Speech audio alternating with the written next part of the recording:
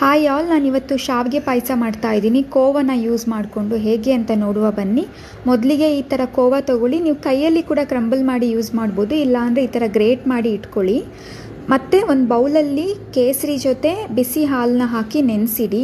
ಅದಾದಮೇಲೆ ಈ ಥರ ಡ್ರೈ ನಟ್ಸ್ನ ತೊಗೊಳ್ಳಿ. ಬಾದಾಮಿ, ಗೋಡಂಬಿ, ಪಿಸ್ತಾ, ಪಂಪ್ಕಿನ್ ಮತ್ತು ಸನ್ಫ್ಲವರ್ ಸೀಡ್ಸ್ನ ಈ ಥರ ಕಟ್ ಮಾಡ್ಕೊಳ್ಳಿ. ಕಟ್ ಮಾಡ್ಕೊಂಡು ಎತ್ತಿಟ್ಕೊಂಡು ಒಂದು ಪ್ಯಾನಲ್ಲಿ ಒಂದು 5 ಸ್ಪೂನ್ಸು ಗೀ ಹಾಕ್ಕೊಂಡು ಕಟ್ ಮಾಡ್ಕೊಂಡಿರೋ ನಟ್ಸ್ನ ಫ್ರೈ ಮಾಡಿ ಎತ್ತಿಟ್ಕೊಳ್ಳಿ. ಅದೇ ಪ್ಯಾನಲ್ಲಿ ಶಾವಿಗೆನ ತೊಗೊಳ್ಳಿ. ನಾನಿವತ್ತು ರೋಸ್ಟೆಡ್ ಶಾವಿಗೆ ತೊಗೊಂಡಿದ್ದೀನಿ. ನೀವು ನಾರ್ಮಲ್ ಶಾವಿಗೆ ಕೂಡ ತೊಗೊಂಡು ಫ್ರೈ ಮಾಡ್ಕೊಳ್ಳಿ.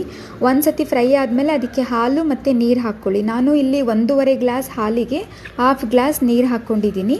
ಅದು ಸ್ವಲ್ಪ ಬಾಯ್ಲ್ ಆಗಲಿ. ಬಾಯ್ಲ್ ಆಗ್ತಾ ಇದೆ ಅಂದ ತಕ್ಷಣ ನೀವು ನೆನೆಸಿಟ್ಕೊಂಡಿರೋ ಕೇಸರಿ ಮತ್ತು ಹಾಲನ್ನ ಮಿಕ್ಸ್ ಮಾಡ್ಕೊಳ್ಳಿ. ಅದರಲ್ಲಿ ಫಸ್ಟು ಶಾವಿಗೆ ಚೆನ್ನಾಗಿ ಬೇಯಬೇಕು.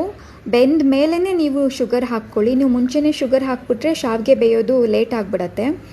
ಸೊ ಶುಗರ್ ಹಾಕ್ಕೊಂಡು ಒಂದು ಸಲ ಮಿಕ್ಸ್ ಮಾಡ್ಕೊಳ್ಳಿ. ಅದಾದಮೇಲೆ ಗ್ರೇಟ್ ಮಾಡಿ ಇಟ್ಕೊಂಡಿರೋ ಕೋವನ್ನು ಹಾಕಿ ಲೋ ಫ್ಲೇಮಲ್ಲಿ ತಿರುಗಿ ಕೋವಾ ಫುಲ್ ಮೆಲ್ಟ್ ಆಗುತ್ತೆ. ಮೆಲ್ಟ್ ಆದಮೇಲೆ ನೀವು ಫ್ರೈ ಮಾಡಿ ಇಟ್ಕೊಂಡಿರೋ ಈ ಡ್ರೈ ಫ್ರೂಟ್ಸ್ನ ಹಾಕ್ಕೊಂಡು ಒಂದು 2 ಮಿನಿಟ್ಸ್ ಅದೇ ಥರ ಮಿಕ್ಸ್ ಮಾಡ್ಕೊಳ್ಳಿ.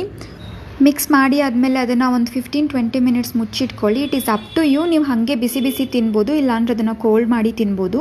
ದಿ ಬೆಸ್ಟ್ ಬಂದು ಕೋಲ್ಡ್ ಮಾಡಿ ತಿನ್ನೋದು.